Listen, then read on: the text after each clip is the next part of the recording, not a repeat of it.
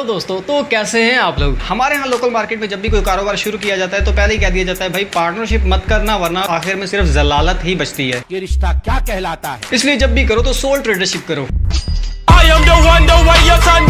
लेकिन ये होता है कारोबारी मामलात में। आज तो हम बात करने वाले हैं जिंदगी की तिजारत के बारे में, यानी शादी। पता नहीं हमारी शादी कब होगी यार।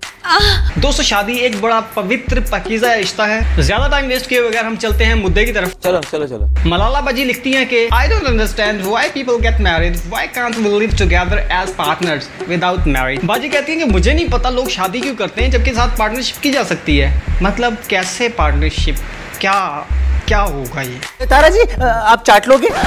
हाँ, मतलब आप मौका देंगे तो हाँ। दोस्तों, रिलीजियस और वैसे सोसाइटी के जो डिफरेंट रूल्स होते हैं, इसके हवाले से देखा जाए तो दुनिया में बहुत से लॉज हैं। इवन बहुत सारी कंट्रीज में ये पार्टनरशिप लॉज भी हैं। और रिलीजियस पॉइंट ऑफ व्यू से देखा जाए तो इसको मैं बहुत ज़्यादा ब्रीफली डिस्कस कर सकता हूँ, लेकिन आज हमने डिस्कस नहीं करना, हम सिर्फ रोस्ट करेंगे। दुनिया के हवाले से देखा जाए तो दुनिया में ऐसे बहुत सी कंट्रीज हैं, जैसे अफ्रीकन कंट्रीज में अगर आप देखें तो एक औरत 16 बंदों से शादी कर सकती है। ये वहाँ का कल्चर है। ऐसे जब आप यूक्रेन की बात करते हैं तो यूक्रेन में कॉन्ट्रैक्ट मैरिज होती है। यानी कॉन्ट्रैक्ट मैरिज का मतलब है कि आप 2 साल के लिए कॉन्ट्रैक्ट कर सकते हैं या उससे कम ज्यादा, जैसे जहां आपको मुनासिब लगे तो आप रख सकते हैं। लेकिन मसला आता है हर सोसाइटी का, हर रिलीजन के एक कल्चर का मसला होता है। आप यबन का तीता कर लो, बाद में बच्चा हो जाए और बच्चे को कौन पालेगा। ऐसा है कि यूरोपियन कंट्रीज में तो सिंगल मॉम्स होती हैं। और फिलहाल मलाला बाजी जिस मुल्क में है वहां का कल्चर तो यही है। लेकिन मलाला बाजी को बयान देते हुए ये जरूर सोचना चाहिए कि उनका बेसिकली ताल्लुक किस मुल्क से है, वो किस कंट्री को रिप्रेजेंट कर रही है। मैं बजाते खुद एक लिबरल अप्रोच का बंदा हूं, लेकिन इस बयान के खिलाफ मैं इसलिए जा रहा हूं कि हमें देखना चाहिए हमारी कंट्री क्या है, हमारा कल्चर क्या है, हमारे लोगों का कल्चर क्या है। हमें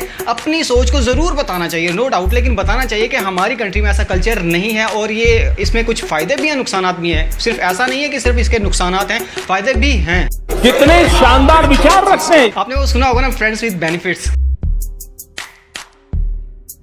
जाहिर है अगर दुनिया में कोई कल्चर बनता है तो उसका कोई ना कोई तो फायदा होता है। सोसाइटी को हो या इंडिविजुअल्स को, कुछ ना कुछ तो बहरहाल उसके पीछे मकसद होता है। प्यारी समझ गई।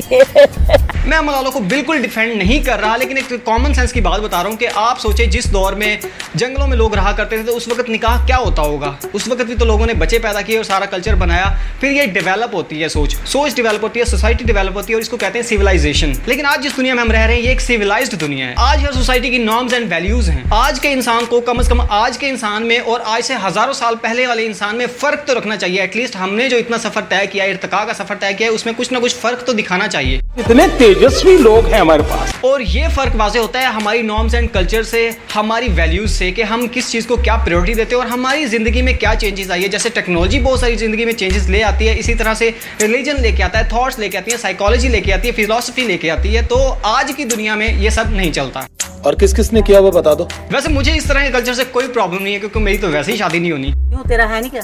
लेकिन आज हम डिस्कस करेंगे कि लोगों के क्या व्यूज हैं, स्पेशली सेलिब्रिटीज क्या कहती हैं और आम इंसान इस बारे में क्या कहता है। और खास तौर पे पाकिस्तान में अपर वर्ल्ड में देखें, अपर वर्ल्ड का मतलब है यूरोप की तरफ, यानी आप कह लें मगरिब की तरफ। मगरिब की तरफ देखेंगे यानी डेवलप्ड कंट्रीज की तरफ देखेंगे तो उनकी सोच हमारी सोच से अलग है, क्योंकि उनकी नॉर्म्स अलग है, उनके कल्चर अलग है, उनकी वैल्यूज अलग है, उनका सोचने का स्टाइल अलग है, उनका जो रहने का स्टाइल है, उनकी सिविलाइजेशन है, वो बहुत कुछ अलग है। हमारे उनके दरमियान में बहुत फर्क है और ये बात आपको हमेशा ज़हन में रखनी चाहिए, चाहे आप लिबरल अप्रोच के मालिक हैं, चाहे आप रिलीजियस अप्रोच के मालिक हैं, जिस भी अप्रोच के मालिक हैं। खास तौर पे लिबरल्स को ये सोच जहन में रखनी चाहिए कि लिबरल्स का मतलब होता है कि जियो और जीने दो। जब आप जियो और जीने दो की बात करते हैं तो आपको पता होना चाहिए कि जिस सोसाइटी का जो कल्चर है उसको एक्सेप्ट करना पड़ता है। When you are in Rome live like Romans, यानी जैसा देश वैसा भेस। तो जब आप इंडिया या पाकिस्तान या बांग्लादेश या किसी भी कंट्री की बात करते हैं तो वहां पे जो कल्चर नाफिज होता है तो उसको फॉलो करना पड़ता है। बल्कि पढ़ता लफ्ज में ज्यादा ऑफेंसिव अंदाज में कह रहा हूं, पढ़ता नहीं बल्कि करना चाहिए। इसी को तो कहते हैं लिबरल नॉर्म्स, यानी जियो और जीने दो। आप जो बोल रहे हैं वो बहस के लिए, सुनने के लिए अच्छा है। खैर ज्यादा टाइम वेस्ट किए बगैर हम चलते हैं, देखते हैं लोग क्या कह रहे हैं, स्पेशली सेलिब्रिटीज क्या कहती हैं। चलो। तो सबसे पहले हमारे पास है हमारी और यानी मथीरा बाजी। तो देखते हैं मथीरा बाजी इस बारे में क्या कह रही हैं। It's not about signing papers,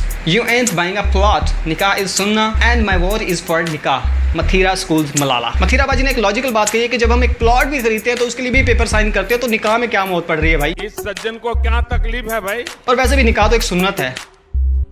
अब होता क्या है, निकाहनामा सिंपली इकरारनामा नहीं होता, इसमें बहुत सारी चीज़ें होती है। जब आप निकाहनामा पढ़ते हैं तो उसको गौर से देखें, उस पर कुछ शर्तें लिखी होती हैं, उसमें कुछ जीने के अंदाज लिखे होते हैं, उसमें लिखा होता है कि आप किस बेस पे साथ हैं, क्यों साथ हैं। सिर्फ कलमे पढ़ लेना, दुआएं दे देना, दिस इज़ नॉट इनफ। उसमें फ्यूचर लाइफ के बारे में डिसाइड किया जाता है कि आपने किस तरह से ज़िंदगी गुजारनी है, यानी आपकी वैल्यूज़ होती हैं। अगर आप एक इंसान दूसरे इंसान के साथ किस तरह ट्रीट कर सकता है, अगर उनकी आपस में नहीं बनती तो उसके लिए भी शरायत हैं, यानी एक पैटर्न होता है, एक डिफाइंड चीज़ होती है कि आपने किस तरह से चलना है। जबकि हम पार्टनरशिप की बात करें तो पार्टनरशिप में कोई भी मजे लेके भाग सकता है। देख रहे हो कैसी गंदी गंदी बातें करता है ये आदमी।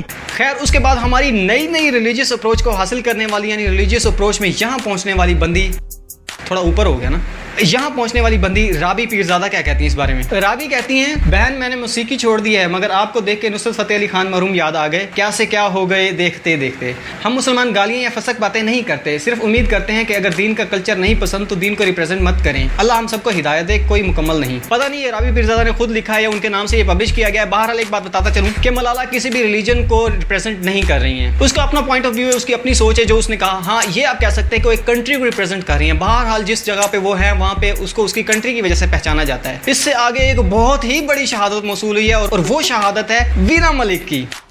देखते हैं वीना मलिक क्या लिखती हैं इस बारे में। निकाह करने की क्या जरूरत है जब जना की सहूलत मौजूद है। बेटा आपकी पैदाइश पे लानत। माशद के में चुन्नी मुन्नी में नसीहत देखें कौन लोग कर रहे हैं यार। वीना मलिक जिनकी सारी ज़िंदगी के ऐसे कल्चर में गुजरी है, मैं नहीं कह सकता, मैं उनके कैरेक्टर असैसिनेशन नहीं करता क्योंकि मुझे कैरेक्टर असैसिनेशन से नफरत है। मैं कभी भी किसी की इज्जत उछालने को पसंद नहीं करता, खास तौर पे किसी के कैरेक्टर को वल्गरली एक्सप्लेन करना। लेकिन वीना मलिक ने जो तनकीद की है, उन्होंने तकरीबन एक कैरेक्टर असैसिनेशन के करीब जाकर तनकीद की है, तो मैं इसके बारे में कुछ नहीं कहना चाहता। ऐसा कब से होने लग गया यार? दोस्तों, एक बात मैं आपको क्लियरली और बरदराना तौर पर कहना चाहता हूँ कि दुनिया में कोई भी, चाहे वो सियासी तौर पर हो, चाहे वो किसी भी तौर पर यानी रिलीजियस आपके मुखालिफ हो, तो आपने कभी भी किसी की कैरेक्टर असैसिनेशन नहीं करनी, यानी उसकी ज़ात पे कीचड़ उछालना। लेकिन पाकिस्तान में ऐसा बहुत ज़्यादा होता है कि हम लोग हमेशा दूसरे की ज़ात पे कीचड़ उछालना शुरू कर देते हैं। जैसे कि मलाला की बात कर लें तो देखें मलाला के बारे में क्या क्या मीम्स चल रही हैं, आज दिखाते हैं हम आपको। ये किसी ने लिखा है, बस 5 इंच तक की गुंजाइश है, मेरी 5 इंच से ज़्यादा वाले को पार्टनर नहीं बनाऊंगी। यार आप लोग मजाक करो, मजाक उड़ाओ, जो कुछ कहना है करो, लेकिन कभी भी किसी की कैरेक्टर असैसिनेशन मत करो यार, किसी पे कीचड़ मत उछालो। बस आपको इख्तलाफ है, मुझे भी इख्तलाफ है, सारी दुनिया को इख्तलाफ है, ओके गुड, इख्तलाफ होना चाहिए, ये अपनी अपनी मेंटल अप्रोच है। लेकिन किसी की कैरेक्टर असैसिनेशन करना ये तो बिल्कुल ही गलत है यार। क्या करूं मैं, मर जाऊं?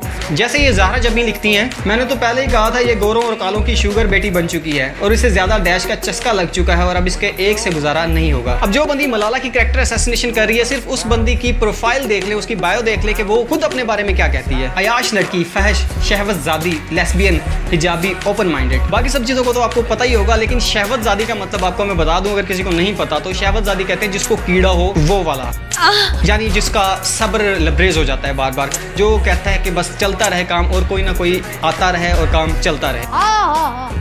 अब इस तरह के लोग भी उठकर अगर तनकीद करेंगे तो आप खुद सोच लें कि यार ये क्या अप्रोच है, हम खुद को क्या रिप्रेजेंट कर रहे हैं। हम किसी पर तनकीद कर रहे हैं, किसी को गलत कह रहे हैं, लेकिन हम खुद को क्या रिप्रेजेंट कर रहे हैं फिर? सबके सब चोर हैं साले। और इस सब के बाद आखिरी चीज जो मैं आपको दिखाना चाहता हूँ वो है एक आम आदमी की सोच। आम आदमी की सोच देखते हैं कि आम आदमी इसके बारे में क्या कहता है। ये कोई मुश्ताक मलिक है और लिखते हैं कि चोर कहीं ना कहीं गलती जरूर करता है, इसका ताल्लुक किसी पठान घराने से नहीं है, ये फर्जी वालदैन बनाए गए हैं, बुनियादी तौर पर मुहतरमा ईसाई है और यहूदी प्लानिंग का सिलसिला है। अंदाजा लगाया जा सकता है कि इसे बतौर अगला वज़ीर आज़म पाकिस्तान बनाने की प्लानिंग की जा रही है। इसकी ट्रेनिंग और एजुकेशनल सरगर्मियाँ इस तरफ इशारा कर रही हैं। कोई सेंस बात? सलाम है सर, सलाम है आपको। अबे साले, शेख मुजीबर रहमान ने कहा था कि पाकिस्तान के 2 मसले कभी भी हल नहीं होंगे। एक, इस्लाम के खिलाफ साजिश की जा रही है या इस्लाम खतरे में है। दूसरा, मुल्क हालत जंग में है। अब इस बंदे की सोच भी उसी तरफ इशारा कर रही है कि हमारे खिलाफ हमेशा साजिश ही हो रही है, यानी अब अमेरिका में बैठ के साजिश की जा रही है। यहूदी और ईसाई हमारे खिलाफ साजिश कर रहे हैं कि मलाला को अगली प्राइम मिनिस्टर बना के हमारे पास भेज देंगे। लोगों की मेंटल अप्रोच चेक करो यार, क्या क्या सोच लेते हैं। कौन है ये लोग? कहाँ से आते हैं? कैसे कर लेते हैं यार, ये कैसे कर लेते हैं? आप एक काम करो, किसी को बोल के अपना मुंह डिलीट करवा लो। जो चीज गलत है उसको गलत जरूर कहें, लेकिन बंदे पे कीचड़ उछालना, किसी की जात पे कीचड़ उछालना, खास तौर पे अगर वो खातून है तो इस पे आपको सोचना चाहिए। और आखिर में लो जी, गौरी आया। दोस्तों, अगर आपको ये वीडियो पसंद आई है तो kindly like video, comment video, share video और चैनल को जरूर सब्सक्राइब कर दें। शुक्रिया।